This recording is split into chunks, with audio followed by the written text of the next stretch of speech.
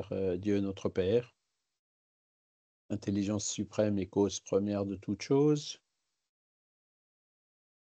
qui, dans son infinie miséricorde, nous envoie en permanence de bons esprits, des guides spirituels, des anges gardiens, des missionnaires, pour nous aider, pour nous assister dans ce travail qui permet à notre âme d'évoluer vers le bonheur.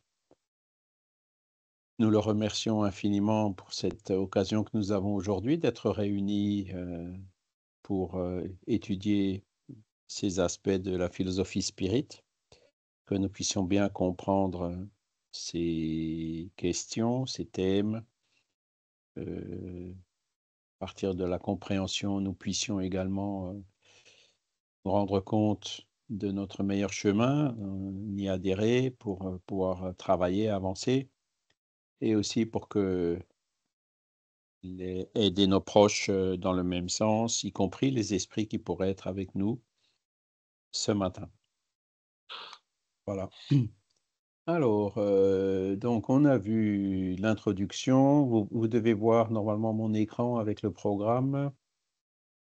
Oui. Donc, on a vu l'introduction, on a vu Dieu, hein, donc c'est un des points fondamentaux. Kardec commence par cette notion de Dieu, qui est une notion assez abstraite, un peu complexe, philosophique, etc., mais que les esprits nous ont aidés à comprendre un peu mieux. Hein. Ce n'est pas le petit bonhomme sur le nuage, ce n'est pas le Dieu anthropomorphe, c'est comment dire, l'intelligence suprême est la cause première de toute chose, hein, dont les preuves de l'existence de Dieu viennent justement de cette loi de causalité. Hein. Tout ce qui n'a pas été créé par l'homme a bien été créé par quelque chose, et c'est ce quelque chose qu'on appelle Dieu.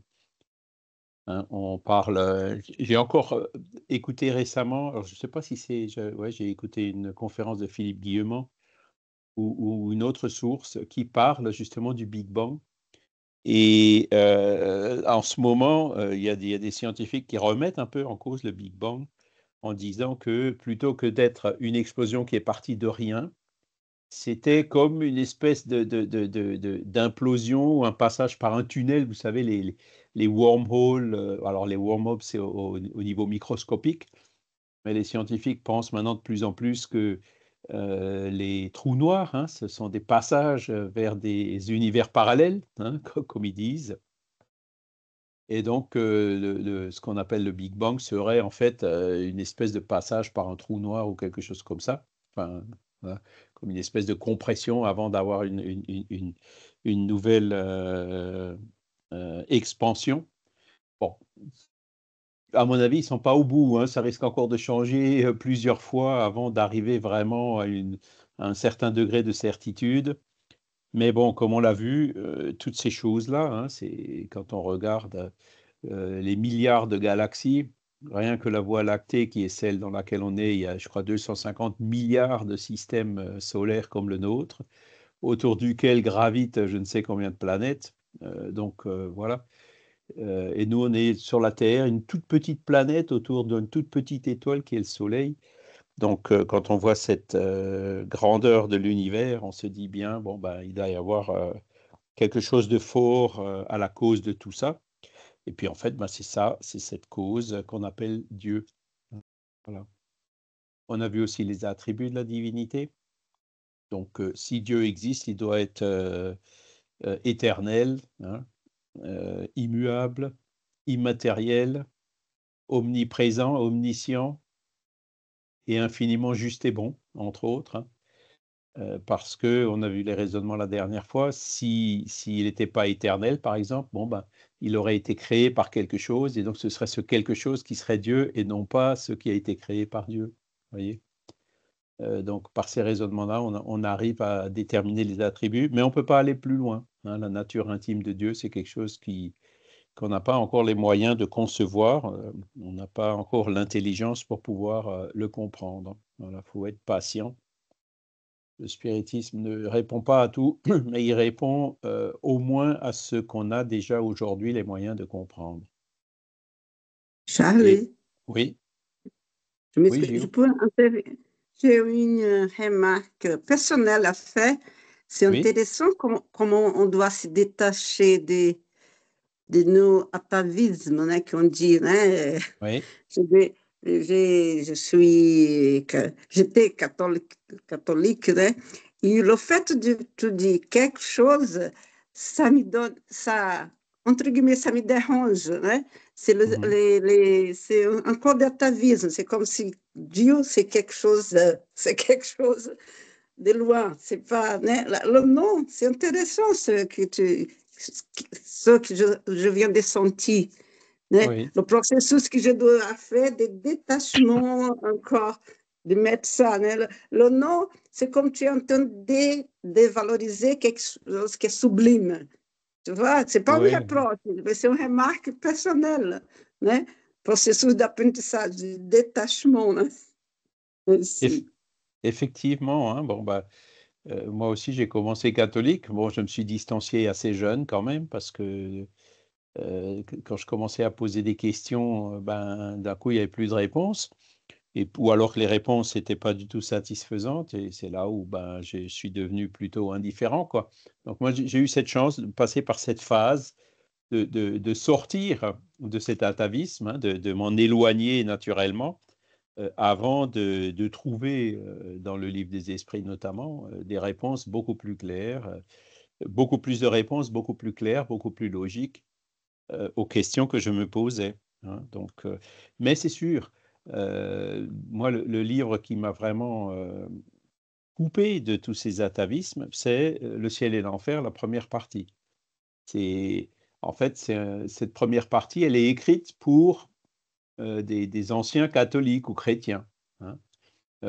Et Kardec prend tous les items, les dogmes, un par un, en démontrant qu'est-ce qui fait sens et qu'est-ce qui ne fait pas sens, hein. Que le diable n'existe pas, que les anges ne sont pas des créatures à part, que même s'il y avait des créatures à part, ce serait une contradiction avec l'infinie intelligence de Dieu que de créer quelque chose d'imparfait qui peut se déchoir et devenir un démon, qui a presque autant de pouvoir que lui. Enfin bref, il met toutes ces choses-là au clair, le purgatoire, l'enfer, le paradis, en montrant que qu'est-ce qui fait sens et qu'est-ce qui fait pas sens dans toutes ces choses-là.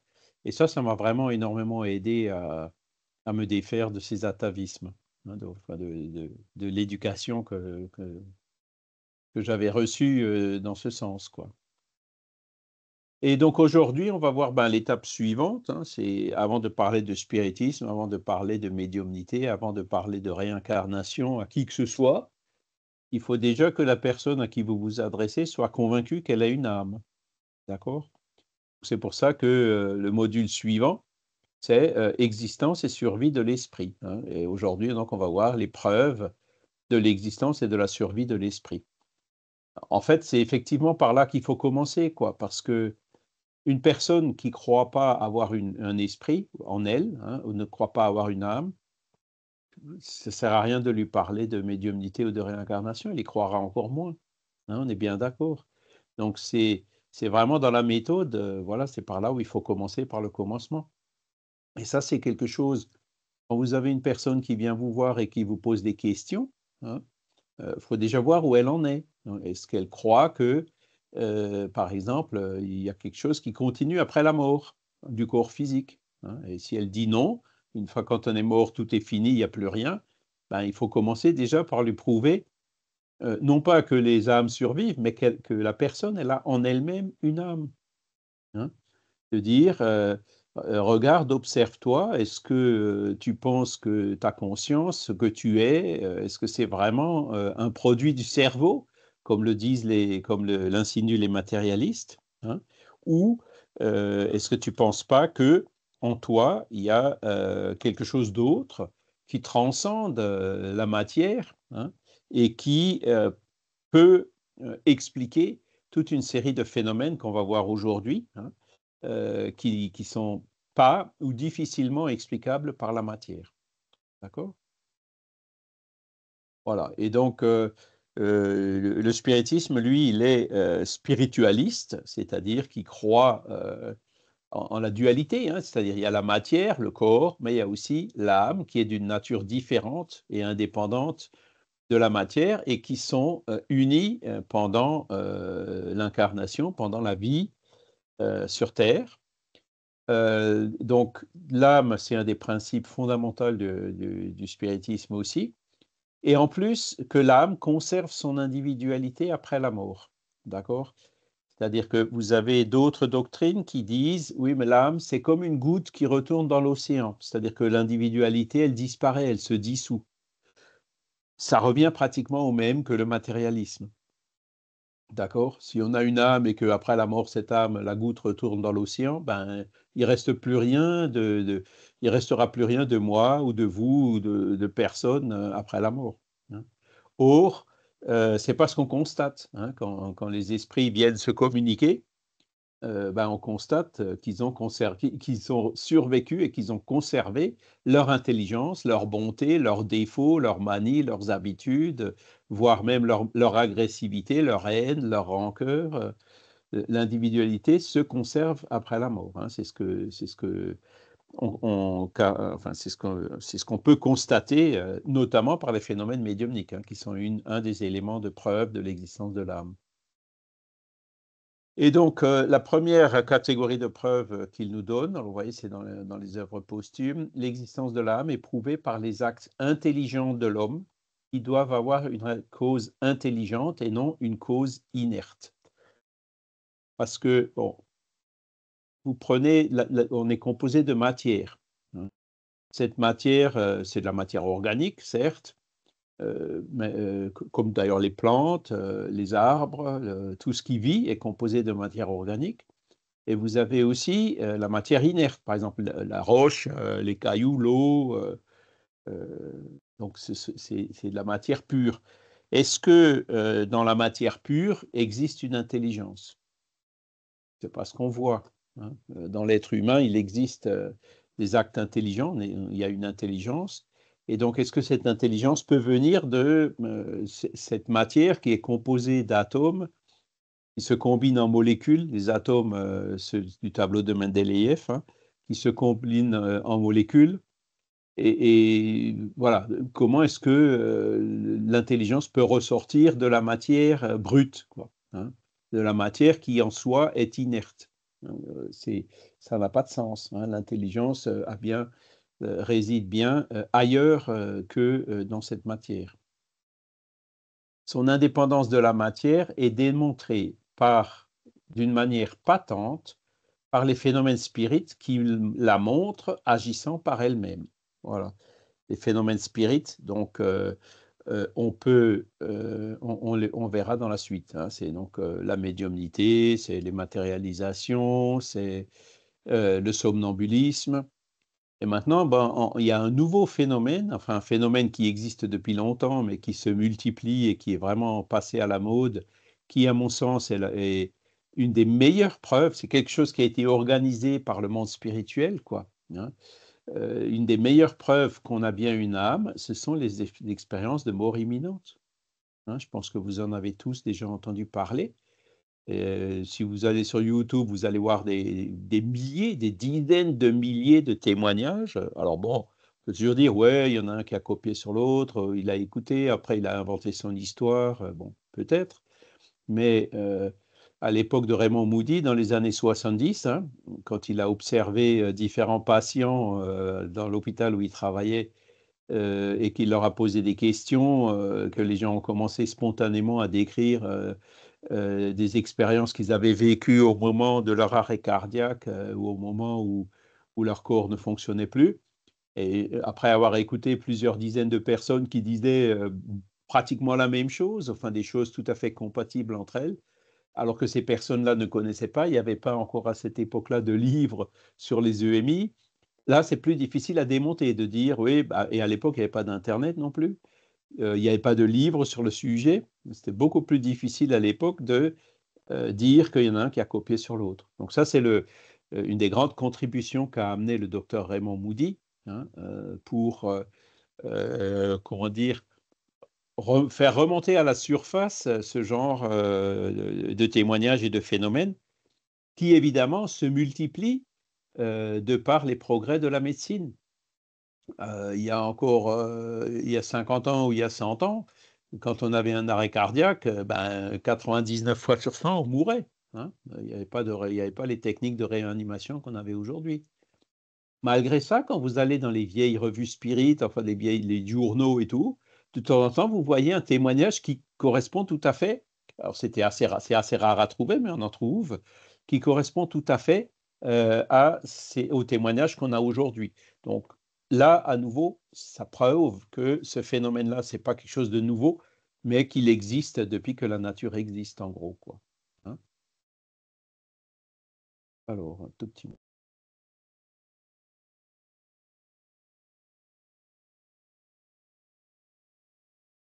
J'ai encore quelques petites difficultés d'adaptation entre le temps plus humide au Portugal et le temps plus sec d'ici. Mais bon, ça va se faire.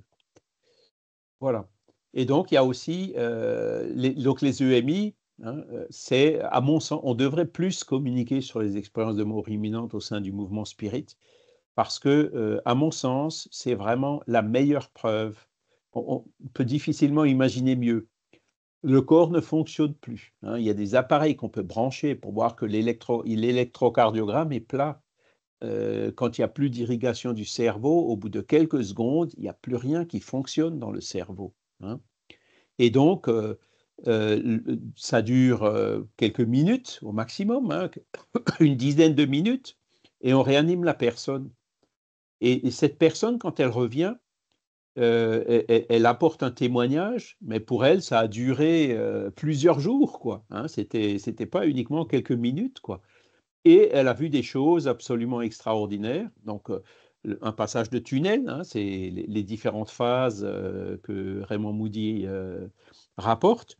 Ensuite, le fait de rencontrer des êtres de lumière, de rencontrer parfois des parents défunts, déjà avant de passer le tunnel, de se voir avoir une expérience hors du corps, quoi. C'est-à-dire que la personne, si elle était au plafond, elle voyait son corps en bas, elle perçoit les conversations entre les chirurgiens et les médecins et le personnel qui sont à cet endroit-là, hein, alors que, encore une fois, le cerveau ne fonctionne plus. Donc, l'oreille vibre peut-être, mais le cerveau n'arrive plus à processer, et encore moins à mémoriser tout cela, puisqu'il ne fonctionne plus. Et pourtant, la personne se rappelle très bien de ce qu'ils ont dit et qui est vrai. Hein. Parfois, ces personnes disent aussi, je suis sorti, je suis allé dans la pièce à côté, et dans la pièce à côté, il y avait telle et telle chose, ou telle et telle personne qui arrive à décrire des choses qui sont dans une pièce à côté. Alors, le corps ne fonctionne plus, en plus, il faut voir à travers les murs. Le corps devrait voir à travers les murs. Vous voyez, ça n'a pas de sens. Et en plus, bien sûr, quand ces choses que la personne a décrites de la pièce à côté sont vraies, et qu'elle n'a bien sûr pas pu voir ce qu'il y avait dans cette pièce à côté. Et je crois que c'est Pim van Lommel qui rapporte le cas de la personne qui était passé par un arrêt cardiaque, enfin par une expérience de mort imminente, et à qui on avait perdu le dentier. Hein. Et il était déjà donc dans la chambre de réanimation ou dans sa chambre à l'hôpital au moment où il y a une infirmière qui rentre. Et quand cette infirmière rentre, il lui dit: «Tiens, mais je vous reconnais, vous. C'est vous qui m'avez enlevé mon dentier et puis vous l'avez mis dans un tiroir vous savez, ces espèces d'étagères à roulettes qu'ils ont à ces endroits-là, vous l'avez mis là-dedans.» Puis elle est allée voir, effectivement, ils ont retrouvé le dentier à l'endroit qu'il avait dit. Hein. Donc, toutes ces choses-là se sont produites alors que le corps ne fonctionnait plus. Hein. Donc, ce n'était pas les sens normaux du corps qui ont permis de percevoir tout ça et de mémoriser tout ça. Donc, c'est une des meilleures preuves, justement, qu'on a une existence de l'âme. Et donc, après, vous avez toutes les études complémentaires hein, qui sont faites. Il y a le docteur Eben Alexander, hein, c'est un cas fameux. Alors, lui, il avait une méningite grave. Il était neurochirurgien, donc il s'y connaît en cerveau, en neurones, etc. Hein. Et donc, il avait une méningite grave qui a été attestée par des examens d'imagerie médicale, des IRM ou autres, que le cerveau était complètement inopérant, quoi. Hein. Et que, en plus, chez lui, ça a duré plusieurs jours, cet état de mort clinique, entre guillemets, quoi.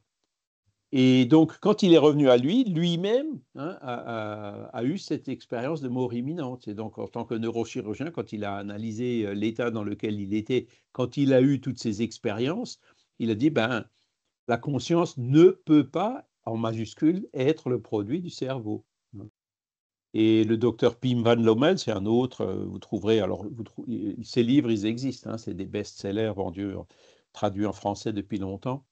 Pim van Lommel, c'est pareil, il a fait des études, notamment ce cas du dentier, le cas du dentier, mais en plus, il a complété son étude par une évaluation psychologique de la personne avant son EMI et après son EMI, en montrant que la personne, elle a complètement changé. Elle avait peur de la mort, elle n'a plus peur de la mort.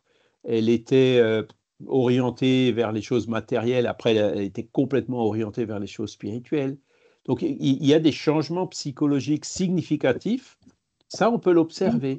On peut l'observer, même si on ne peut pas vérifier ce que le témoignage proprement dit. Le témoignage reste subjectif parce que la personne dit oui, j'ai vu un tel, j'ai vu une telle, j'ai vu telle chose. Bon, des fois, on peut vérifier quand c'est des choses objectives, mais la plupart du temps, c'est subjectif. On ne peut pas vérifier ce que la personne dit. Ce qu'on peut vérifier, c'est que plusieurs personnes indépendamment disent la même chose. Et ensuite, ce qu'on peut mesurer aussi, dans une certaine mesure, c'est le changement psychologique qui s'est produit chez la personne. Magali? Oui, bonjour. Je trouve intéressant ce que vous êtes en train d'expliquer sur les changements. Moi, récemment, ma maman m'a confié, en fait, elle avait eu une opération il y a quelques années d'appendicite qui avait été un peu compliquée et elle a été terrorisée à l'idée de retourner à l'hôpital. Donc, je savais qu'elle avait cette très mauvaise expérience de l'hôpital, comme beaucoup de gens. Et il y a peu de temps, enfin, je lui ai posé des questions, elle m'a expliqué, et en fait, elle a vécu une EMI. Et ben, en gros, elle est partie, elle a entendu les chirurgiens faire des remarques pas très sympas sur elle, visiblement sur son physique, etc. Et puis elle est revenue. Mais par contre, elle est terrorisée. Elle a vraiment maintenant, elle veut plus aller à l'hôpital. Elle me dit que si elle est malade ou qu'elle doit avoir une opération, ben, elle la refuse parce que cette expérience l'a choquée. Alors, j'en ai parlé avec elle, j'ai mis des mots sur ce qu'elle avait vécu et, elle a déjà lu le livre des esprits, enfin, elle sait pas mal de choses, mais elle est bloquée dans cette peur. Donc, je sais pas trop comment l'aider à, à dépasser ça. Alors ça, c'est difficile, quoi. Là, faudrait, comment dire, euh, l'idéal pour ce cas-là, c'est un psychologue spiritualiste. Ah ouais. Il n'y en a pas beaucoup, mais bon, qui pourrait, parce que pour voir un peu tous ces mécanismes de peur et de blocage, bon, bah, c'est la psychologie ou la psychiatrie qui permettent au mieux de les détecter. Maintenant, s'ils sont liés à des choses spiritualistes, le psychologue et le psychiatre matérialiste, alors il arrivera peut-être quand même à aider, mais pas aussi bien que quelqu'un qui a une vision plus complète avec l'aspect spiritualiste, justement. Mais vous en connaissez? Il y a vraiment des psychologues qui ont ce titre de psychologue spiritualiste? Alors, non, je connais une pédopsychiatre qui est ouverte à cela.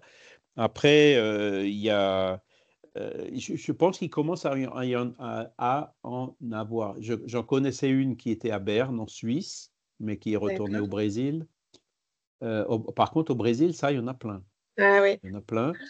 Ensuite, si vous cherchez il faut plutôt chercher la psychologie un peu plus ouverte au spiritualisme, qui est par exemple la psychologie jungienne. D'accord. Donc là, ça permet effectivement de trouver. Alors après, bon, vous avez quand même fait ce qu'il fallait, de dire, parce que bon, euh, alors c'est là où on voit aussi la responsabilité des médecins, quoi. Les commentaires Oui. désobligeants sur oh, Pardon, bah, elle est endormie là, elle n'entend rien, tu parles. Mm. Une personne qui est dans le coma, pardon. ah non, la personne dans le coma, elle est là, elle entend tout ce qu'on dit. Mm. hein. Donc, Pardon? c'est là où il faut être très, très... Enfin, que les médecins aussi se réveillent hein, pour s'abstenir de ce genre de choses, quoi. Hein. Pardon, Charles Oui, et vous tous. Je connais ma psychologue, elle a beaucoup de connaissances, en fait, elle est spirit, et c'est quelqu'un qui ne voyage pas dans ces domaines, hein, parce qu'il y a aussi, même dans le Brésil, il y a beaucoup qui voyagent, hein, qui vont plus aller, hein, vous comprenez ce que je veux dire. Non, elle est centrée, elle est même professeure à Paris, et je peux lui demander, je ne sais pas la ligne qu'elle a fait, si ça vous intéresse, parce qu'elle peut travailler en ligne, hein. Si vous voulez, je peux m'y renseigner. Hein. Ah oui, je veux bien, oui. Oui, prenez Merci. mon numéro il, derrière. Hein. il faut qu'elle Par parle contre, français. oui, Oui, il faut qu'elle parle français, oui. oui, oui, avec mon accent, hein. C'est un peu brésilien, hein, la Belgique. Mais Mhm. je peux lui demander hein, si elle, et je vous parle la semaine prochaine. Sinon, je parle à Charlie. D'accord. Ça, c'est très important ce que Charlie entendait parler, parce que j'avais même une fois pensé en fait des régressions, et elle m'a conseillé non, parce que c'est quelque chose de dangereux. Si elle m'a averti vraiment, parce qu'elle a beaucoup traité des gens qui ont fait des régressions et ils ont resté dans la vie Ouais. passée. Et pour s'en sortir là, Ouais. c'est difficile. Il faut être Non, très, c'est très, ça. oui. C'est vrai que les thérapies régressives c'est pas à faire par n'importe qui.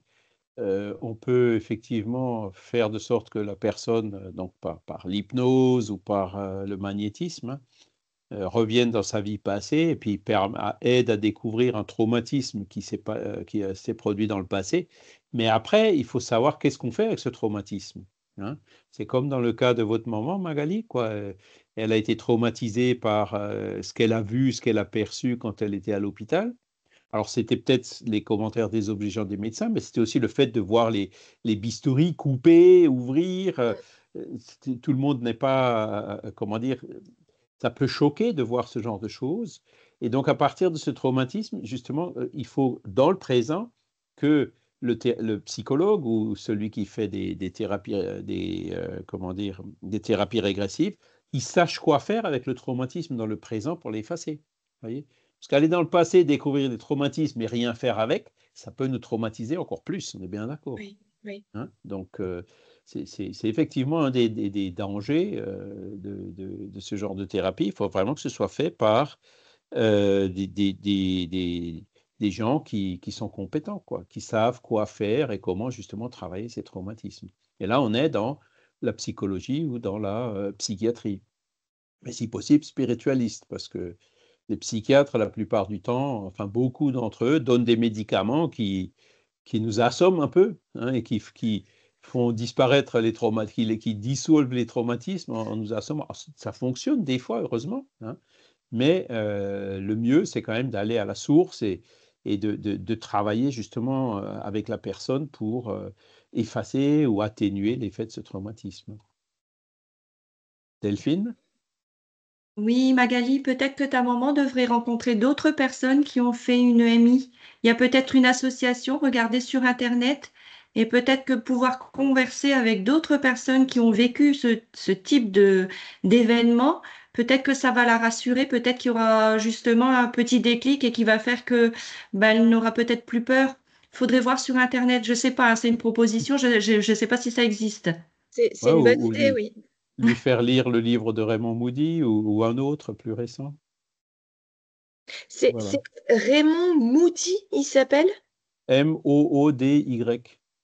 Ah oui, j'avais marqué Rudy, j'aurais pas trouvé. Il a écrit pas mal de livres, l'épreuve de la vie après la vie. Apparemment, il y a pas mal de livres qui sont très intéressants et qui sont très connus justement par lui. Voilà. D'accord. Et là, Charles, vous, parmi ces livres, vous nous conseillez plutôt lequel? Ah ben, La vie après la vie, le premier qu'il a écrit, par exemple, est déjà pas mal, D'accord. quoi. Hein, parce que il montre qu'en fait, elle comprendra en le lisant que ce qu'elle a vécu, bah, c'est quelque chose de tout à fait naturel, quoi. Hein, Hmm. voilà. Mais enfin, ma maman, elle me perturbe, elle me déstabilise parce que elle a lu énormément de choses, elle sait beaucoup de choses, mais quand il faut les appliquer à elle-même, elle perd pied et elle n'arrive pas elle arrive pas à, comment dire, à intégrer ces notions théoriques qu'elle a lues et elle panique. Enfin, il y a Ouais, beaucoup ouais, ouais. d'anxiété en fait. Elle n'arrive pas à surmonter le blocage, quoi. Ouais. Et ça, ben, il faut quelqu'un qui s'y connaisse, quoi, un psy, typiquement, Mm, qui mm. arrive qui puisse travailler pour l'aider à surmonter ces blocages. Mais en tout cas, merci beaucoup. Mais de rien, Ça va l'aider, ça va m'aider aussi. Je vais le lire aussi. de Merci. rien. Enfin, tout ça, hein, même le cas de votre maman, prouve que votre maman a une âme. Hein. Oui. Si elle n'avait pas d'âme, ces choses-là ne se seraient pas produites. Hein. L'être humain, c'est un être bio, socio, psycho, spirituel. C'est pas uniquement un être biologique. Hein. Il y a L'homme intégral de Divaldo, c'est un livre qui est assez intéressant aussi, qui montre justement cet aspect multifacette de l'être humain. Et c'est sûr que si on veut d'un côté, notre âme, comme le dit Léon Denis, elle a des puissances, les puissances de l'âme. Alors on verra, on va rentrer maintenant un peu dans le détail des différents phénomènes, mais dans les puissances de l'âme, vous avez l'inspiration, vous avez l'intuition, vous avez la voix de la conscience, vous avez le sommeil naturel avec les rêves. Hein. Tout ça, ce sont des phénomènes tout simples, mais qu'on ne peut pas expliquer uniquement avec la matière. Hein. C'est des phénomènes qui s'expliquent beaucoup mieux, beaucoup plus facilement, justement par l'existence de l'âme et cette communicabilité de notre âme avec les autres âmes. Il y a aussi des choses toutes simples comme l'effet placebo. Tout le monde est convaincu que l'effet placebo existe, hein, que ça fonctionne. Mais comment est-ce que ça fonctionne? Hein? C'est bien l'influence de l'âme sur la matière, sur le corps physique. Hein? C'est l'explication qu'en donnent les spirites. Hein? Est-ce qu'il en existe d'autres purement matérialistes qui sont meilleurs que celles-ci? Je ne sais pas. Mais aujourd'hui, vous avez des dizaines de milliers d'études publiées dans des revues scientifiques qui parlent euh, des effets de la religiosité ou de la spiritualité sur la santé ou sur les patients en phase terminale. Ou, voilà. Il y a des dizaines de milliers d'études scientifiques qui ont été faites sur ces sujets-là. Hein. Donc, on y arrive tout doucement, quoi. Je me rappelle encore de Rupert Sheldrake, hein, c'est un Anglais qui avait fait une conférence aussi dans un congrès médecine et spiritualité, que vous trouverez d'ailleurs sur la chaîne YouTube du LMSF, hein, médecine et spiritualité. Il y a un lien qui vous amène vers cette conférence de Rupert Sheldrake qui est traduite en français, hein, en audio, et donc où il montre un livre hein, qui était un recueil, parce qu'après, une fois que vous avez plein d'études sur un sujet, vous avez les études transverses qui reprennent toutes les études sur un sujet donné, et puis pour montrer justement les points en commun entre toutes ces études et tout. Et il montrait un livre épais qui faisait des milliers de pages, qui rassemblait quelques-unes de ces études qui ont été faites sur ces sujets-là. Donc voilà. Et je pense un des points qui bloque encore, c'est que aujourd'hui, il faut absolument qu'on arrive à déconnecter la spiritualité de la religion. Hein, parce que les médecins ont peur de la religion ou n'aiment pas la religion. Et voilà, moi, en tant que spirit, j'ai plus peur de la religion parce que je sais qui ils sont, je sais ce qu'ils font, je sais quelles sont leurs limites, je sais quels sont aussi leurs bons côtés. Hein. Mais je fais une grande différence entre la spiritualité et la religion. Quand vous regardez le concept de l'intelligence spirituelle, alors j'ai regardé encore une fois sur Wikipédia, malheureusement, c'est pas en français, c'est en anglais, mais bon, on arrive avec Google et tout, enfin avec les navigateurs à les traduire, où ils disent clairement l'intelligence spirituelle n'est pas liée à la religion. Vous avez des religieux qui ont une intelligence spirituelle très basse et vous avez des athées qui ont une intelligence spirituelle très élevée. Voyez? Et donc, quand j'étais encore récemment à voir le site des défenseurs de la laïcité en France, eh ben, ce qu'ils écrivent, c'est faux, parce qu'ils utilisent le mot spirituel ou spiritualité comme le mot religion ou religieux. Oui, et ça, c'est faux. C'est ça qu'il faut casser. Et à partir du moment où, et c'est ce qui se fait tout doucement dans ces études sur l'influence de la spiritualité sur la santé, par exemple, se font dans un cadre totalement en dehors des religions. Hein. Et c'est ça qui éliminera ce blocage, parce qu'effectivement, les religions traditionnelles, avec leur hiérarchie sacerdotale, leurs dogmes, leur position dogmatique souvent irrationnelle, tous les travers qui ont été commis encore récemment, on a vu le cas de Betaram, voilà, bon ben, il faut absolument séparer les deux, d'accord? Et dans la spiritualité, montrer justement un nouveau pan de la nature et la richesse, comment, en fait, c'est la prise en compte de ce paradigme spirituel qui fera vraiment faire un grand bond de progrès de la médecine. Franck? Oui, bonjour Charles. Oui, à ce Bonjour. sujet, c'est vrai que dans le comment dire, dans son livre Qu'est-ce que le spiritisme, Alan Kardec, dans son dialogue avec les différents personnages, et en particulier avec le prêtre, dit bien qu'en fait le spiritisme se détache un petit peu de toute religion, de toute confession. Quand il dit en fait le spiritisme prouve une chose, c'est que nous ne sommes pas athées, mais nous ne sommes pas religionnaires. Bon, c'est dans le terme de l'époque. Et on reste sur un point de vue, sur une position morale, philosophique, d'ailleurs qui est repris dans un texte que j'aime beaucoup dans les œuvres posthumes, qui est la profession de foi, spirit, raisonné. Oui. En 3 chapitres, hein, Dieu, l'âme et puis la création, je crois. Et et je trouve que ça, c'est bien. Parce que si l'on fait entrer la religion, si on fait réentrer la religion, on est une fois de plus dans quelque chose de dogmatique. Et au même titre que la science, hein, d'ailleurs. C'est pour ça que moi, personnellement, je suis très prudent avec tous les bouquins qui sortent et qui convoquent la science pour prouver l'existence de l'âme ou des choses comme ça. Bon, la science est extrêmement dogmatique dans sa manière de raisonner. Et on parlait des rêves, par exemple, tout à l'heure. Les rêves, en fait, sur un plan scientifique, sont expliqués d'une manière purement électrochimique, hein, au niveau du cortex. Pendant les phases de sommeil paradoxal, c'est enregistré dans les salles de EEG, en polygraphie, en polysomnographie.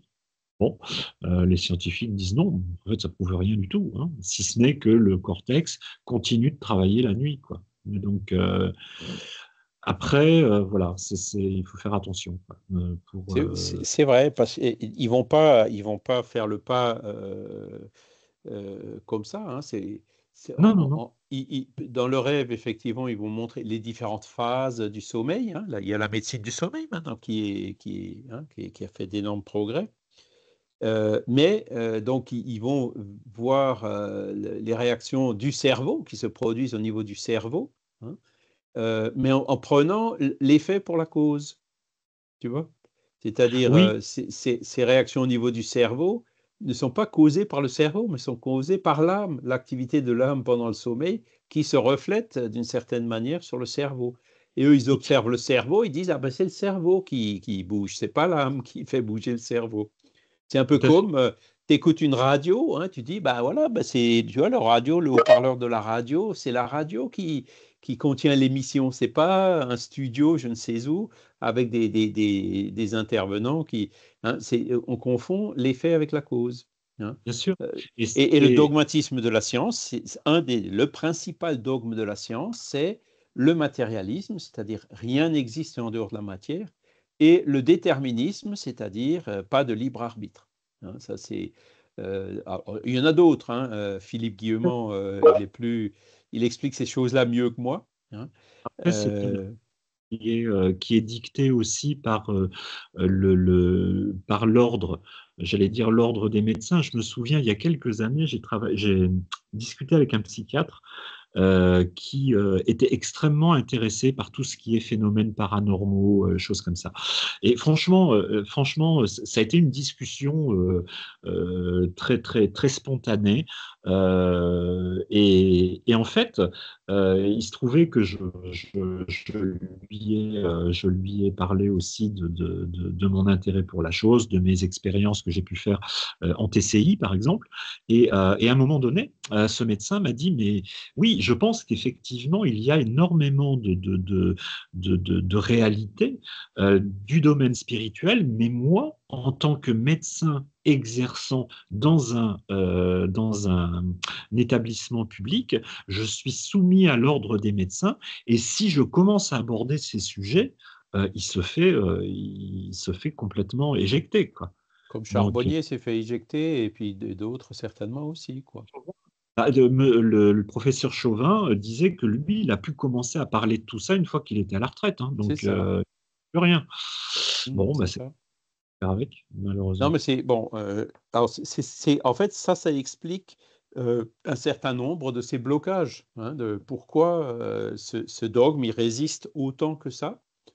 Mais le fait qu'il y ait maintenant Charbonnier, bon, la thèse qu'il a fait faire à, comment il s'appelle, l'allié, je me souviens plus de son prénom, à l'université de Reims, c'était sur la conscience intuitive extraneuronale. Hein. Donc là, c'est passé avec les félicitations du jury. Et puis quand j'avais vu Charbonnier un peu après, je lui ai dit, mais c'est quoi la conscience intuitive extraneuronale? C'est quoi la différence avec l'esprit? Il dit, mais il n'y en a pas. Sauf que tu ne peux pas mettre l'esprit, sinon la thèse n'aurait jamais été acceptée. Donc il prend conscience intuitive extraneuronale. Voilà. Il passe par des...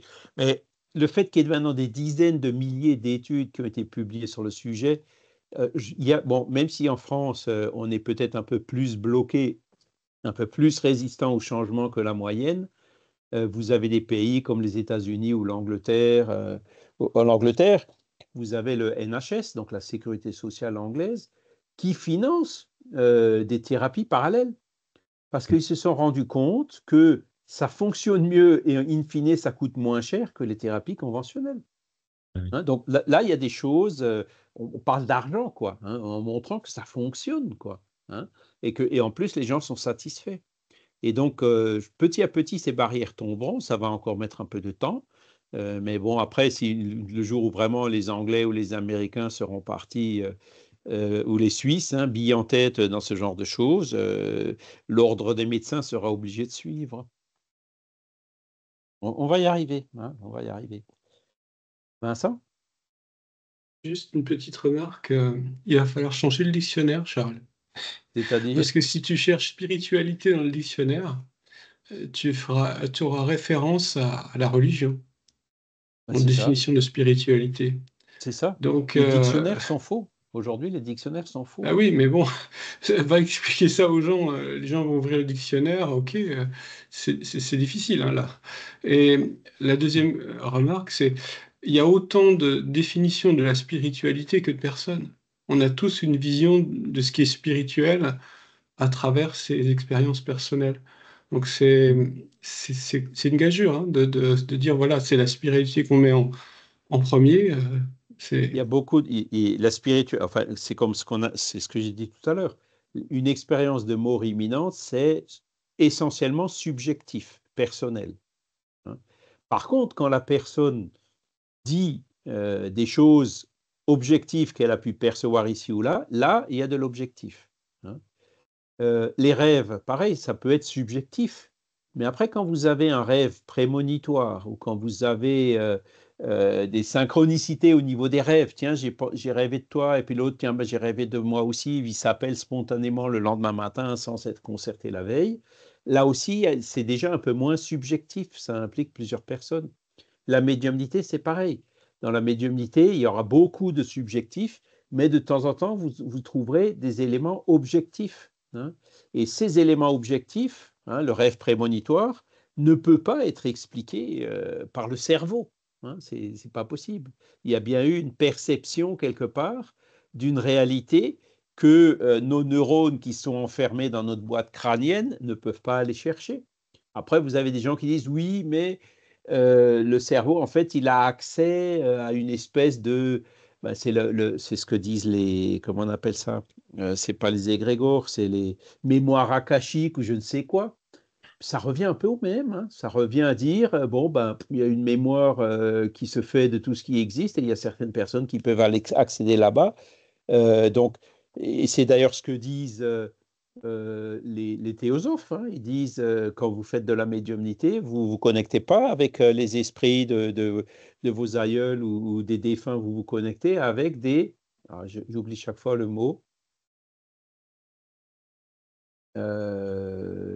C'est pas des larves, enfin, on se connecte avec des espèces d'entités qui seraient des intermédiaires entre la mémoire akashique et nous, hein, et qu'on confondrait avec notre grand-père ou notre grand-mère. En fait, ce sont des théories qui, ok, elles existent, mais elles restreignent quand même énormément le paradigme spiritualiste. Hein. Il y a un livre qui est extrêmement intéressant. On parlait de livres tout à l'heure, qui est en fait, au départ, c'était une enquête journalistique. C'est devenu un livre. Alors, il commence à dater un petit peu. C'est dans les années 80. C'est celui de Patrice Van Hersel qui s'appelle La Source Noire. Il est excellent. Et il va parler justement de Raymond Moody, de Rupert Sheldrake, tout ça. Il va rencontrer des médecins. D'ailleurs, c'est assez amusant parce qu'il rencontre des médecins qui sont contre l'idée que l'esprit puisse exister. Donc, en fait, ils vont expliquer ça par des notions qu'ils ne comprennent pas vraiment pour refuser quelque chose qu'ils n'acceptent pas. Enfin, c'est ça. C'est assez marrant. Et en fait, ce livre, il est toujours quand même d'actualité. Moi, je le conseille beaucoup. Je le conseille. La Source Noire, c'est très agréable à lire en plus. C'est une vraie enquête. J'en avais entendu parler quand j'étais jeune et pas encore spirit, mais je l'avais jamais. Source Noire, hein, tu dis. On le trouve en livre de. Est-ce que la spiritualité, ce ne serait pas répondre à cette question qui est universelle? D'où venons-nous et où allons-nous? Et qui sommes-nous? Qu'est-ce qu'on vient faire ici sur cette terre, quoi? Ces trois questions. C'est la conséquence. Tu vois, là, on est dans le premier pas. Nous avons une âme. Après, les questions suivantes qui viennent naturellement, c'est oui, mais d'où elle vient et où elle va, tu vois? C'est pas la définition du dictionnaire. Voilà. Malheureusement. Et puis, effectivement, les dictionnaires, ou alors il faut changer de mot. Hein. Voilà. Mais une des approches que j'aime bien, c'est justement cette intelligence spirituelle qui fait vraiment la différence entre la religion. Hein. Mais c'est vrai que dès qu'on parle de spiritualité, c'est trop souvent associé à la religion. Et ça, c'est faux. C'est ce que Kardec a révolutionné, entre guillemets, il y a maintenant 170 ans. Il a dit non, la spiritualité, c'est quelque chose qui peut s'observer, qui peut être étudié avec une méthodologie inspirée des méthodologies de la science. Et c'est quelque chose il a pris le meilleur de la science, hein, qui est la méthodologie, en laissant tous ses dogmes, ses œillères et tout de côté. Il a pris le meilleur de la religion, qui sont les enseignements moraux, en laissant là aussi les hiérarchies sacerdotales, les dogmes religieux et autres de côté. Et il a mis ces deux ensemble dans quelque chose de nouveau qui s'appelle le spiritisme. Alors, quand je dis ça, je me dis, ouais, mais, attends, bon, dites-moi si j'ai tort. Hein, moi, c'est comme ça que je le perçois. Il a vraiment fait quelque chose de nouveau qui, encore aujourd'hui, n'est pas compris. Les gens n'ont pas compris, les ethnologues, les sociologues n'ont pas compris encore cette révolution de Kardec. Hein. Mais petit à petit, ils reconnaissent que, on pensait que ça allait disparaître. Manque de peau, il y a encore 40 millions de spirites dans le monde. Voilà, et le spiritisme est toujours là parce que si c'était quelque chose qui était faux, il aurait disparu depuis longtemps. Hein. Voilà. Alors, qu'est-ce qu'on avait dit? Son indépendance, les phénomènes spirituels. Voilà. Alors, éprouvé d'une manière irrécusable, en quelque sorte palpable, par les communications spirites. Hein. Donc, vous avez des communications avec des preuves d'identité. Il y en avait à l'époque de Kardec, hein, donc vous les avez dans cette littérature. Et vous avez aussi, plus récemment, les fameuses lettres de Chico Xavier. Hein. On en a publié, on en a publié une quarantaine dans la revue Spirit, hein, depuis à peu près 2010 jusqu'à l'année dernière.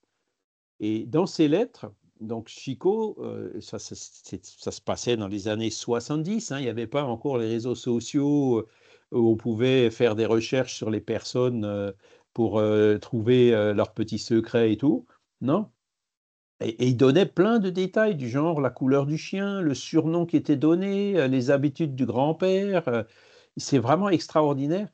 Et il y a une étude qui a été faite sur ces lettres de Chico Xavier par le frère de Marlène Nobré, hein, qui s'appelait Paolo, ou qui s'appelle, je ne sais pas s'il vit toujours, Paolo Rossi Severino Nobre, et qui montre que ben, voilà, dans cette lettre, il y a 10 éléments objectifs. Et sur les 10 éléments objectifs, les 10 sont vrais.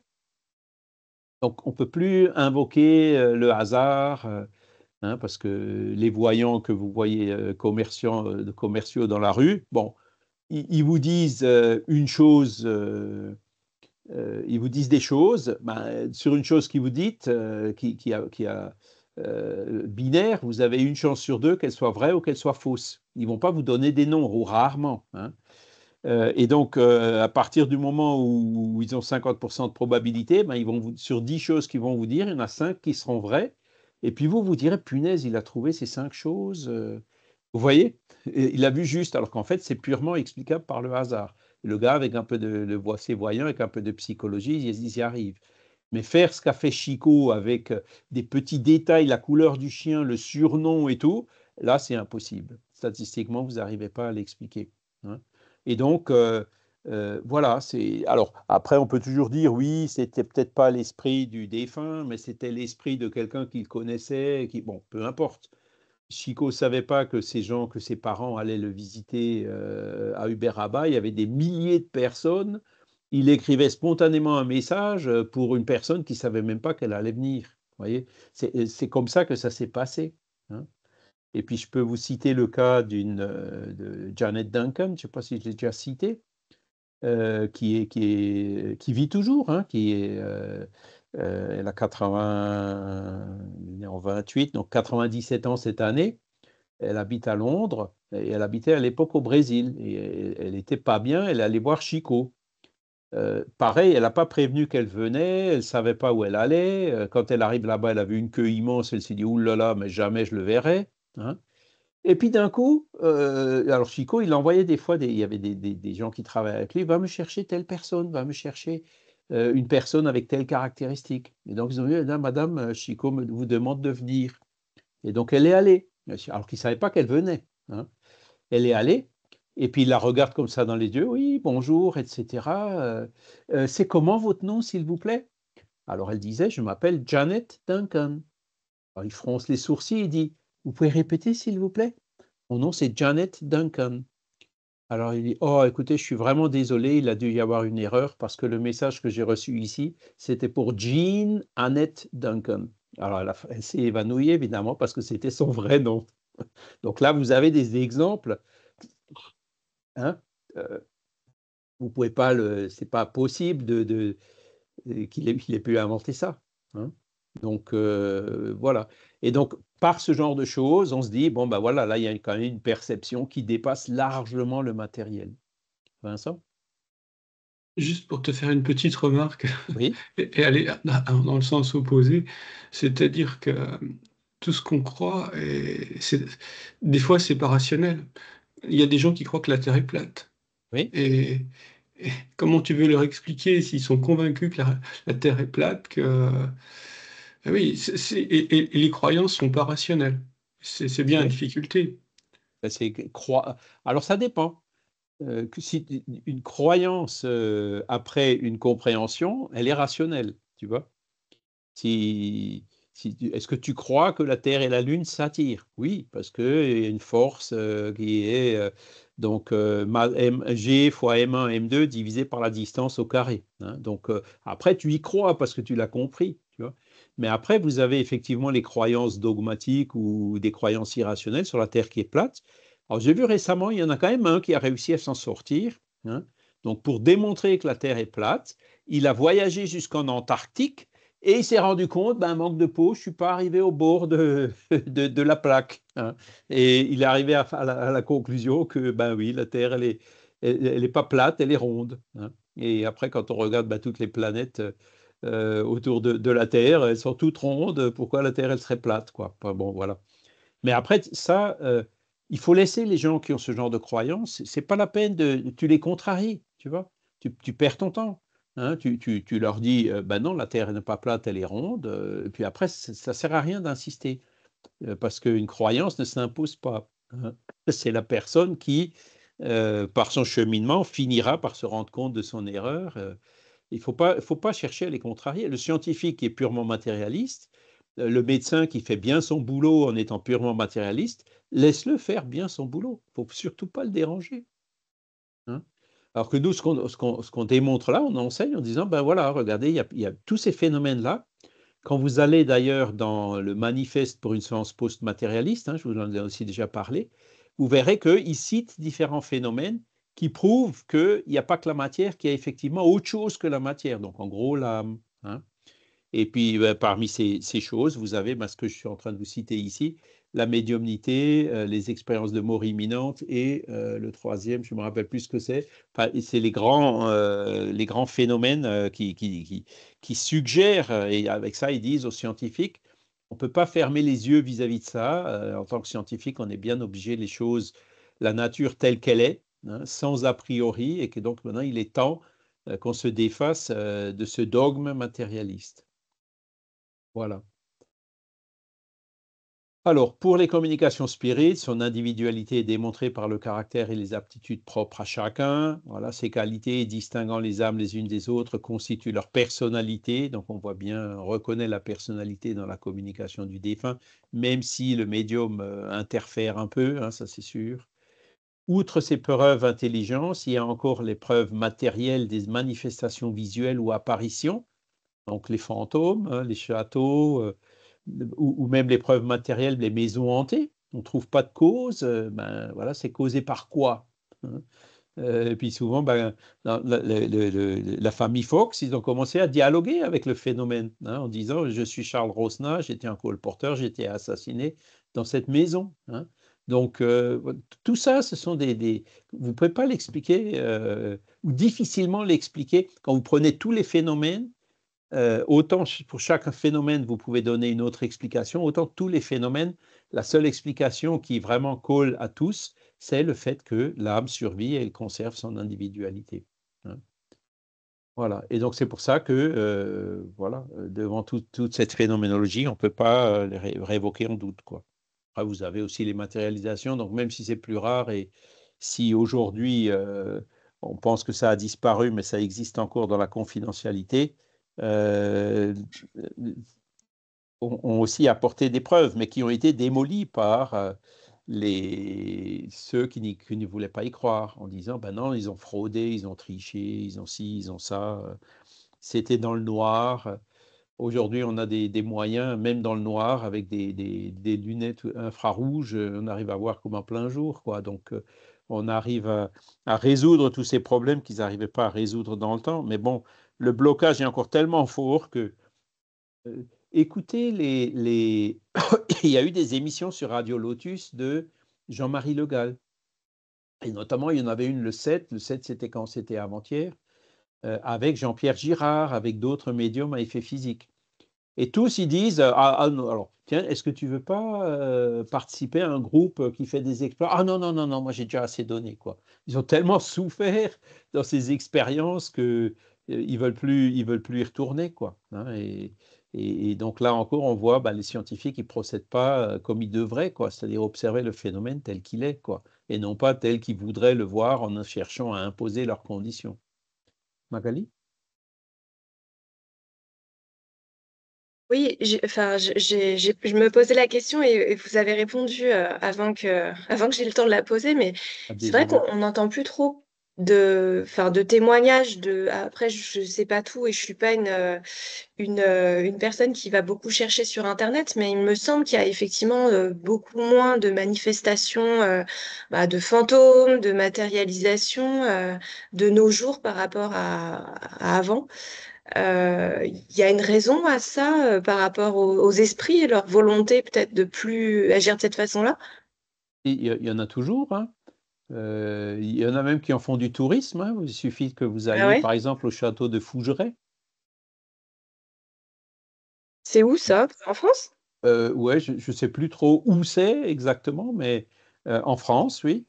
Il y a un château, le château de Fougeray, qui est connu pour être hanté. Et puis donc les propriétaires du château organisent des séances, hein. Donc évidemment, c'est commercial, quoi, c'est du Ah ouais. tourisme.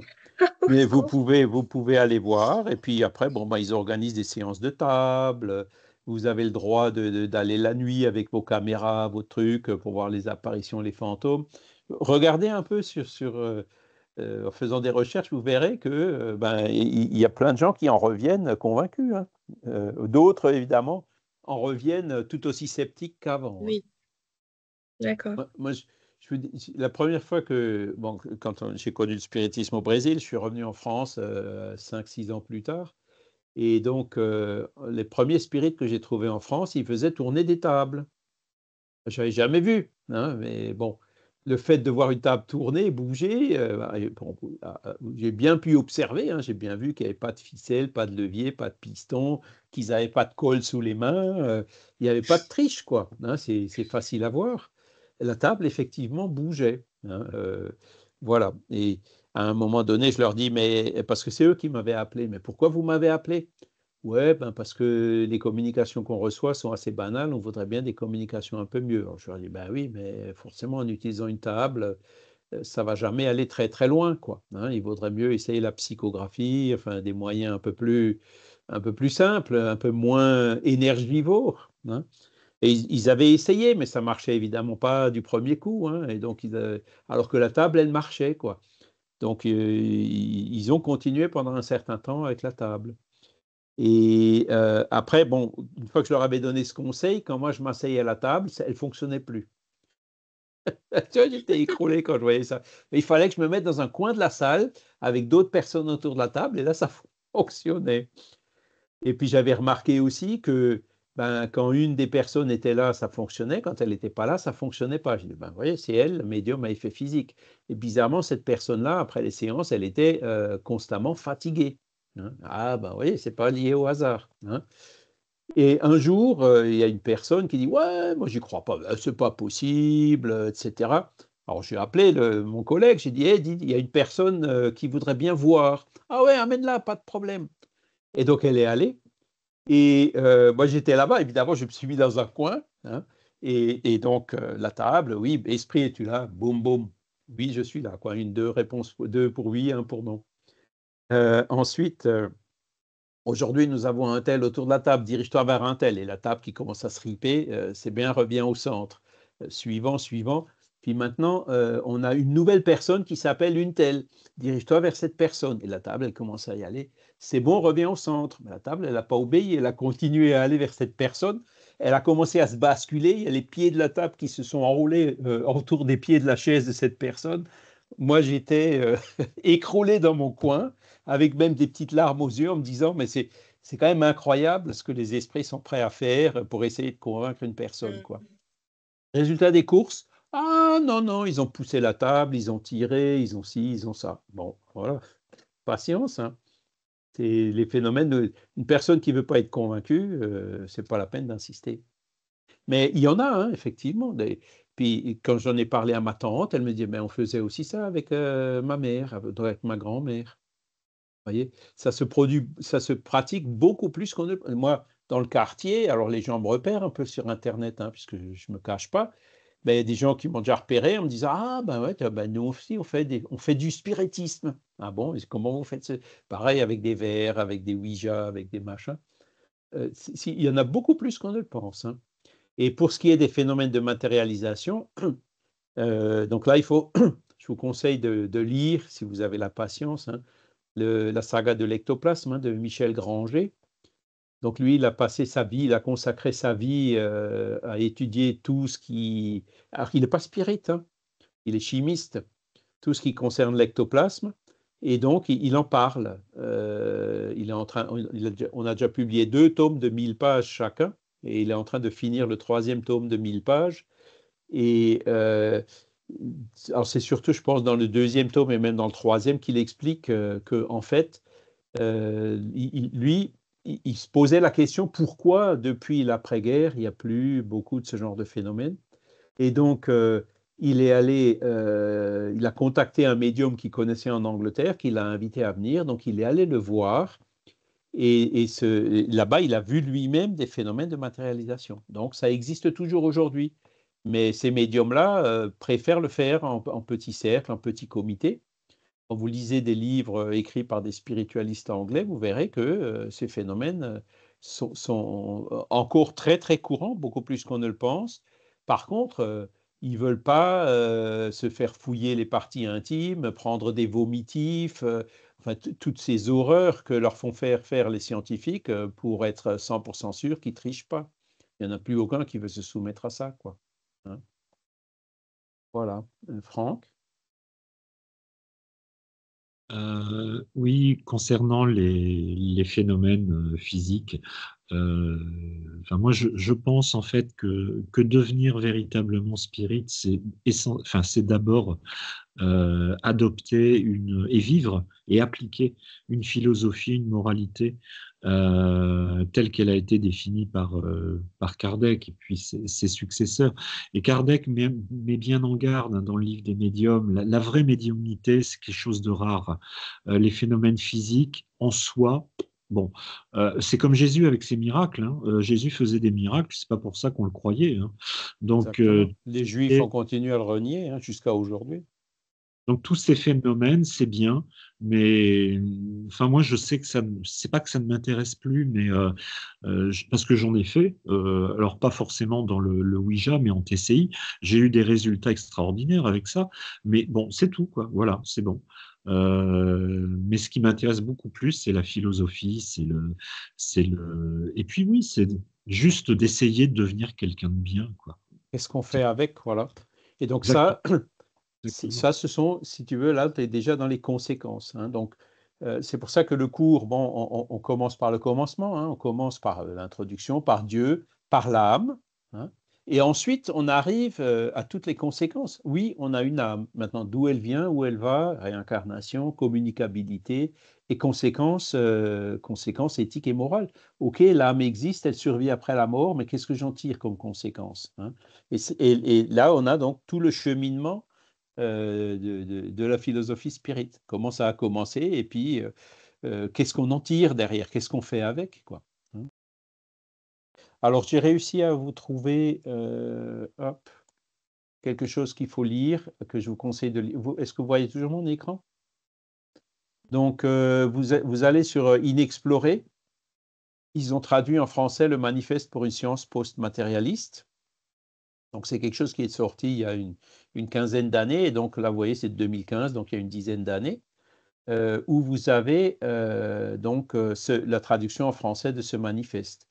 Et là, vous voyez, ils font tout un argumentaire en 10, 12, 14, 16, 17, 18, en 18 points, hein, pour dire il est temps maintenant de changer de paradigme. Il est temps d'enlever ses œillères. Hein. Et donc, là, ils vous mettent A, B, C, D, E, F. Non, c'est pas. En fait, c'est pas dans celui-là où ils donnent. Ils citent un certain nombre de phénomènes. Là, ils citent la médiumnité. Ils citent les expériences de mort imminente. Ils citent aussi tout l'historique. Hein, ils citent aussi les aspects philosophiques de la méthodologie scientifique qui devraient nous pousser à ouvrir, à changer ce paradigme, quoi, à enlever ces blocages. Voilà. Vous pouvez remontrer le titre, s'il vous plaît? Manifeste pour une science post-matérialiste. Je vais vous le CTRL-C, je vais vous le mettre dans la conversation. Hop, voilà. Super.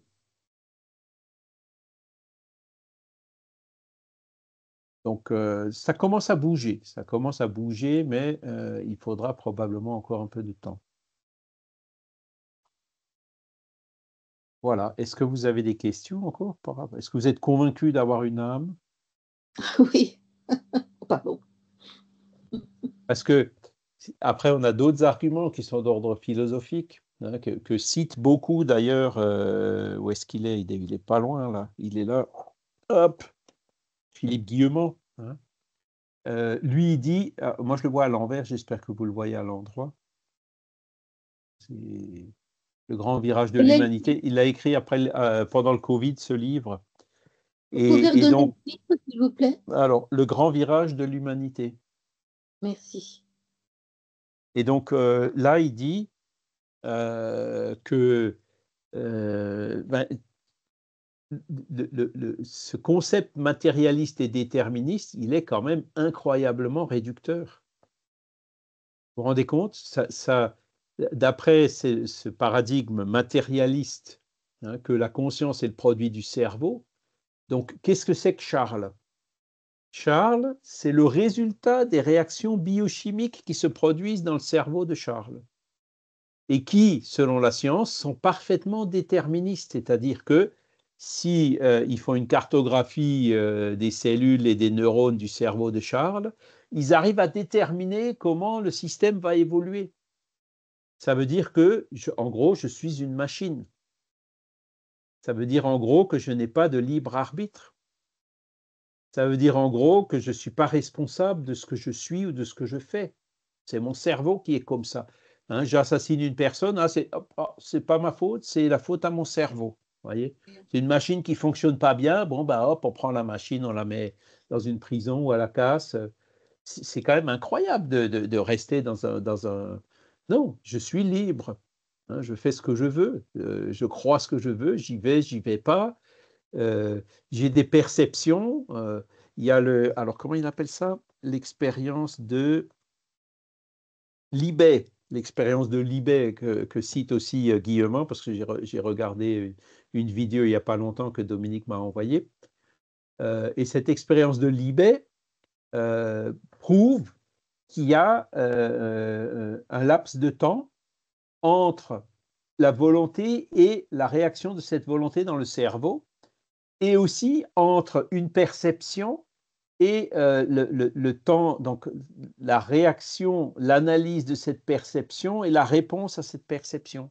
Voyez, donc qui prouve bien que, bon, bah, on voit bien quand ça arrive au cerveau, mais après, il y a quelque chose qui se passe et qui revient et qui. C'est pas instantané. Le cerveau ne réagit pas instantanément. Hein, donc, c'est encore une autre expérience qui tend à prouver qu'il y a bien autre chose. Et je peux vous mettre aussi pardon? L'interview de Guillemot, là, je l'ai mise dans la conversation en première. Celle que Dominique a envoyée? Oui, tout à fait.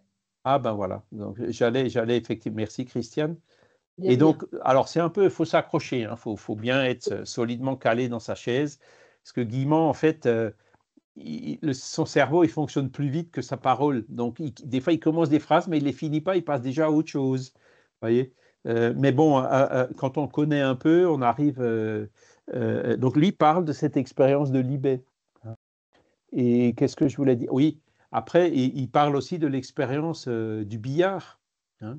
Parce qu'il parle beaucoup de mécanique quantique. Alors, la mécanique quantique, bon, c'est très complexe. Je pense que j'en ai parlé un petit peu la dernière fois. Hein. L'électron, un électron qui passe par les deux fentes à la fois, hein, jusqu'au moment où on observe, et quand on observe, il ne passe plus que par une seule fente. Et puis les raies d'interférence qu'il y a derrière disparaissent, quoi. L'influence de l'observateur, etc.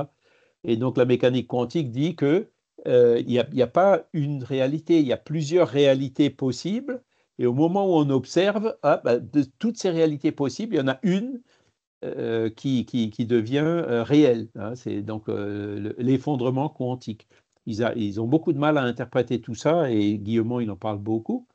Hein. Et alors, qu'est-ce que je voulais dire par rapport à ça? Ce sont des choses qui se passent évidemment au niveau microscopique, au niveau d'un électron, d'une particule. Mais Guillemot, il dit non, ça se produit aussi au niveau macroscopique, à un autre niveau. Hein.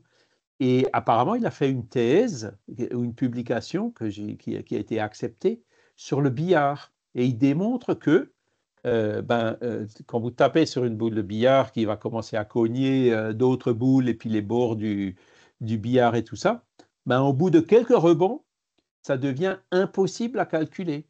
même le meilleur mathématicien avec toutes les données qui sont disponibles, il n'arrivera pas à calculer ce qui se passe. Pourquoi? Parce que au bout de 4 ou 5 rebonds, la précision qui est nécessaire au niveau des données, elle est supérieure ou plutôt inférieure à la constante de Planck, c'est-à-dire le plus petit quantum qu'on puisse imaginer. Et donc, il démontre que, alors c'est vrai dans la boule de billard, c'est vrai certainement aussi au niveau des phénomènes météorologiques, qu'on arrive à calculer, à prévoir jusqu'à une semaine, mais après on n'y arrive plus. Et donc, il y a beaucoup de choses comme ça au niveau macroscopique dont le comportement, on n'arrive pas, les calculs ne sont pas possibles justement parce qu'il manque des données, ou les données ne sont pas assez précises. Et c'est là où il parle aussi dans cette conférence du phénomène de la vie. Donc ça, c'est encore une autre preuve de l'existence de l'âme, l'embryogénèse. Vous avez les cellules qui sont une première cellule, l'ovule fécondé, cellule souche qui se multiplie, puis d'un coup, hop, la multiplication se développe en 3 dimensions pour faire la tête, les jambes, les bras, les doigts, aussi au niveau fonctionnel pour faire la peau, les os, les reins, les organes. Où il est le moule pour faire tout ça? Alors on va vous dire, ouais, c'est l'influence de la mère. Ben oui, mais la mère, c'est une fille. Et puis le bébé, parfois, ça peut être un garçon. Et puis la mère, elle a son ADN, et puis le bébé, il a un ADN qui est différent.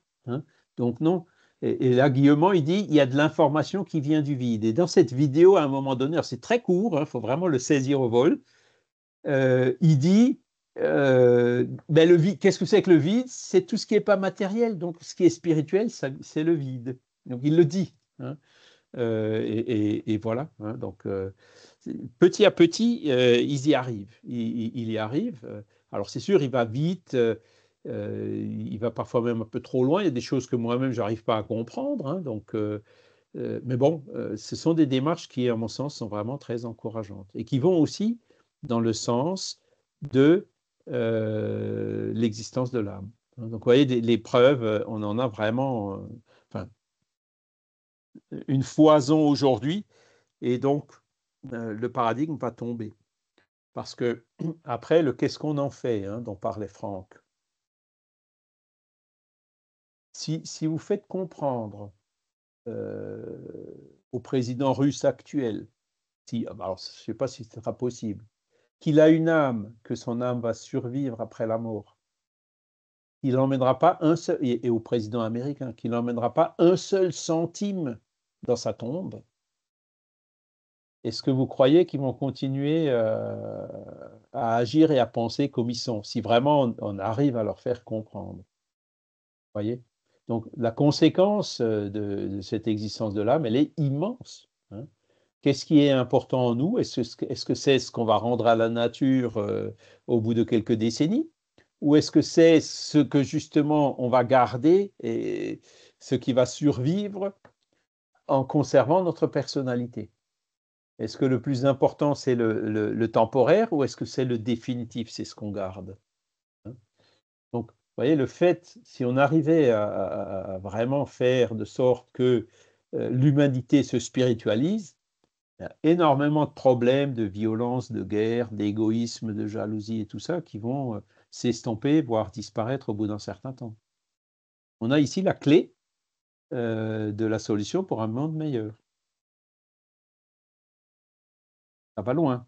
Donc, voilà. Est-ce que vous avez encore des questions ou des commentaires? Charles, je fais 30 secondes de pub pour un ouvrage dont tu as parlé. C'est la saga de l'ectoplasme. Ah, oui. C'est vrai que c'est 2 pavés, mais c'est vraiment passionnant, quoi. Et je suis tombé entre les mains de Jean-Pierre Pipineau. Alors, il m'a convaincu. Et c'est vrai qu'il y a un 3e tome qui va sortir? Oui, j'en ai déjà lu un tiers à peu près. Il me le fait relire chaque fois. Mais bon, il prévoit de le sortir cette année, mais là, ça fait un petit moment que j'ai plus eu de nouvelles, donc je vais le recontacter pour voir où il en est. Donc, j'ai déjà relu des parties. En fait, il est beaucoup plus dans le contemporain, les phénomènes qu'il y a eu au Brésil avec Chico Xavier, etc. qui était quand même un peu, selon lui, il les critique pas mal, hein, parce que il y avait très peu de rigueur scientifique derrière, évidemment, puis c'était des gens, des copains qui se rencontraient, ils avaient un appareil photo, ils prenaient des photos, enfin voilà, c'était pas crooks, quoi. Mais bon, voilà, ce sont quand même des phénomènes contemporains qui ressemblent beaucoup aux anciens, etc., quoi. C'est une histoire passionnante, William Crook avec Cathy King. Il en a subi, hein, quand il nous montre aussi toutes les critiques, il a été traîné dans la boue à cause de ça. Et puis encore aujourd'hui, vous avez des gens qui disent sur Crookes ou Richet, dès qu'un scientifique comme ça, un prix Nobel comme Richet, Crookes n'était pas prix Nobel, hein, il y a beaucoup de gens qui font cette erreur-là, le prix Nobel n'existait pas encore à l'époque. Dès qu'un scientifique s'intéresse à quelque chose qui sort de son domaine de spécialité, il dit n'importe quoi. Donc voilà ce que les scientifiques disent pour démolir les gens qui ont eu l'honnêteté d'avoir de la transparence et puis de regarder les choses comme il faut. Mais bon, ça passera, ça passera. Il ne faut pas s'arrêter à ça, hein. Michel? Il y a eu aussi Alexis Carrel, qui était médecin Ouais. en France et qui a été le témoin d'un miracle à Lourdes. C'était quelqu'un qui n'avait pas une croyance particulière ou spécifique, mais il a été le témoin de ce miracle. Et il n'en a jamais parlé. Il est parti aux États-Unis, il a été prix Nobel de médecine. Et il est revenu, il en a parlé uniquement à sa retraite, quoi. Et il a fait un livre, je crois, là-dessus, hein, même. Oui, les livres d'Alexis Carrel sont connus, mais ils datent aussi à peu près des années 60. Mais tout ça, c'était en fait des précurseurs. Oui. Là, de temps en temps, tu en as un comme ça. Alors, c'est le vilain petit canard, considéré comme le vilain petit canard par ses confrères, mais qui osait dénoncer en fait le paradigme. Mais même dans le domaine religieux, moi, je me rappelle de quelqu'un que j'aimais beaucoup, c'est le père François Brune. Oui. Il s'est fait éjecter de l'Église, quoi, parce qu'il a osé s'intéresser à la TCI. À la TCI. Et j'ai eu la chance de le rencontrer 2 fois. C'était quelqu'un qui était vraiment qui vraiment incarnait ce que la religion devrait incarner, justement. Et il s'est fait traîner dans la boue. Enfin, Alors, d'autres disent que c'était le sous-marin de l'Église. Mais bon, il a toujours été très honnête, hein. Je l'ai rencontré aussi une fois, il y avait une rencontre de la TCI, justement, avec l'IFRES. Tu dois connaître, hein, on avait fait une rencontre sur une péniche au canal Saint-Martin à Paris, et le père Brune était là. Donc c'est là où je l'avais vu. C'était, alors, je ne peux plus te dire, c'était peut-être encore dans les années 90, tu vois. Donc ça date pas D'ailleurs, d'hier. il a, entre guillemets, défroqué, puisqu'il est passé du côté orthodoxe. 1 an avant son décès, d'ailleurs. Ah oui, c'est bizarre parce que les orthodoxes sont peut-être encore un peu plus orthodoxes, comme le nom l'indique, quoi. En fait, c'était dans sa théologie, il était prêt, pour lui intérieurement, il était toujours prêtre, même s'il ne cautionnait plus du tout l'Église catholique romaine, mais sa théologie, sa vision théologique se rapprochait plus de l'orthodoxie. D'accord. Pareil, donc les livres qu'il a écrits, notamment sur la TCI, transcommunication instrumentale, alors c'est encore une autre catégorie de preuves, hein. J'ai vu quelqu'un qui a mis le livre ou qui a commenté le livre, Daniel, je sais pourquoi. C'est de Joël Lurie, de l'IFRES, hein, vous allez sur ifres.org.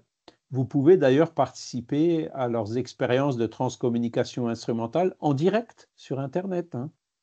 Voilà. Daniel, je sais pourquoi, hein, c'est ça. Voilà. Et donc, Joël, il est entre autres médium de psychographie et il a, je crois qu'il y a ce livre, je ne sais pas s'il y en a eu, je pense qu'il y en a eu un autre avant, où il y a les messages de l'esprit Jean qu'il avait écrit. Et lui aussi, quand il vous raconte comment ça a commencé chez lui, c'est impressionnant, hein. Ils étaient jeunes, ils s'amusaient avec des tables, et la table, elle lévitait, en fait, ils étaient dans une pièce, la table, elle commençait à léviter, elle partait, elle sortait par la porte, elle longeait le couloir et il courait après la table. C'était voilà, c'est comme ça qu'il a commencé. Et puis la TCI, vous verrez, ils font des expériences assez intéressantes. Donc bon, c'est vrai que les images c'est toujours un peu, il y en a qui les démolissent en disant c'est de la pareidolie. La pareidolie, c'est vous regardez les nuages, les enfants vont vous reconnaître un éléphant, une girafe. Le cerveau, en fait, donne un sens, a toujours tendance à donner un sens à des choses qui n'en ont pas forcément. Et donc, quand ils ont des images, on voit un visage, ils disent bah oui, mais c'est de la pareidolie. Il n'y a pas vraiment de visage sur votre photo. Mais après, ils prennent plusieurs canaux en parallèle, c'est-à-dire il y a un canal vidéo, il y a un canal audio, et puis bizarrement, il y a une synchronicité, c'est-à-dire quand l'image apparaît, il y a aussi un son qui a été enregistré. Donc là, c'est plus difficile à démolir avec la pareidolie. Bon, ils font, alors ça doit coûter assez cher ce qu'ils font, hein, parce qu'ils ont des lasers. Je ne sais pas s'ils sont déjà arrivés à l'holographie, mais ils voulaient faire de l'holographie. Et là, récemment, ce que j'ai vu, ce qu'ils faisaient, c'est ils font justement des fumées, hein, et donc avec l'éclairage, ils arrivent aussi à capter, non plus seulement uniquement avec des écrans de télévision ou avec des systèmes de son, ils arrivent aussi à capter des images au travers de cette fumée. Alors ça a un nom, mais le nom m'échappe, je ne m'en rappelle plus. Intéressant, allez voir, ça vaut la peine. Magali? Oui, Franck, pardon. Vas-y. Pardon, je voulais juste intervenir. L'IFRED, je me suis vraiment intéressée à ce qu'il faisait parce que voilà, j'ai lu le livre Daniel, je sais pourquoi, que j'ai trouvé vraiment très, très enrichissant. Et je voulais aller, moi je suis lyonnaise, je voulais aller à Paris pour assister à une des séances de TCI. Et en fait, je dois vous avouer que j'ai été très étonnée du fait que donc ils font payer les séances une trentaine d'euros par personne, chose Oui. que je comprends étant donné qu'ils ont beaucoup de matériel et qui me semble cohérent. Donc là, il n'y a pas de souci. Par contre, le matin, en fait, le dimanche matin, donc la séance de TCI est l'après-midi et le matin, c'est des séances de médiumnité et ils font également payer 30 euros pour la séance de médiumité. Et j'avoue que ça m'a vraiment refroidi et que du coup, j'ai pas voulu aller, j'ai pas voulu y aller en fait à cause de ça parce que je me suis questionnée. Donc, je sais pas si vous avez des explications par rapport à ça, mais j'ai pas trop compris la démarche de faire payer pour avoir assisté à une séance de médiumnité, quoi. Si vous voulez, personne n'est parfait, hein. Alors, eux qui fassent payer, moi je me souviens, bon, ça fait un moment que je ne suis pas allé les visiter non plus. Mais la dernière fois que je suis allé les visiter, bon, ils avaient quand même des appareils qui coûtaient des dizaines de milliers d'euros, quoi. Oui, oui. Et en plus, il faut un local pour ça, hein. Et donc, c'était dans l'appartement d'un gars il fallait qu'il y ait une chambre grande qui serve qu'à ça. Donc, il fallait qu'il loue un appartement avec une chambre en plus et tout. Enfin, ils ont vraiment, au niveau du budget, c'est ric-rac, hein. Alors, j'en mets pas. Joël, ça a toujours été quelqu'un d'honnête, hein. Il n'a jamais mis d'argent dans sa poche. Au contraire, ils prennent de l'argent de leur poche pour boucher les trous et puis pour payer les choses. Voyez. Donc, moi, je considère, à leur décharge, hein, que s'ils demandent des sous, c'est plus pour financer les coûts de leurs expériences et pas pour se les mettre personnellement dans la poche, hein. Donc, je pense qu'on peut quand même y voir là un peu de désintéressement. Et pourquoi est-ce qu'ils font payer aussi la séance de médiumnité? Voilà. C'est parce que de faire payer que la séance de TCI, ça ne suffit Ça pas. suffit pas, ouais. Voilà, il doit y Oui, avoir une raison. Mais il faut leur poser la question, hein, c'est ils ce vous que je me répondront. c'est ce que je me suis dit, mais effectivement, j'ai un peu fait marche arrière, donc je vais cheminer et peut-être que j'assisterai plus tard. Posez-leur la question, demandez à C'est Joël, vrai. il vous répondra. Merci. Voilà. Voilà, écoutez, oups, je suis de nouveau abusé de vous, là, on a dépassé d'une demi-heure. Écoutez, je vous remercie infiniment. On va remercier aussi tous les bons esprits qui étaient là pour nous faire comprendre ces choses, nous faire découvrir notre âme si on ne l'avait pas déjà découvert. Et ça, comme on l'a bien expliqué, nous mettra sur la route pour découvrir aussi toutes les puissances de cette âme et toutes les clés qui se trouvent dans la spiritualité et qui vont nous permettre de mettre l'accent sur qu'est-ce qui est vraiment important en nous et sur ce sur quoi on doit travailler le plus si on veut avancer sur le chemin évolutif et vers le bonheur. Voilà. Merci à tous. Je vous souhaite une excellente journée, un excellent dimanche, une excellente semaine. On se reverra avec plaisir dimanche prochain.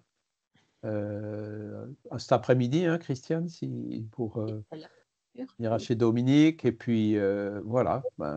Merci à tous. Et puis, alors, juste avant que vous partiez, je vous ai mis l'expérience de transtechnique de l'IFRES, justement, dans la conversation.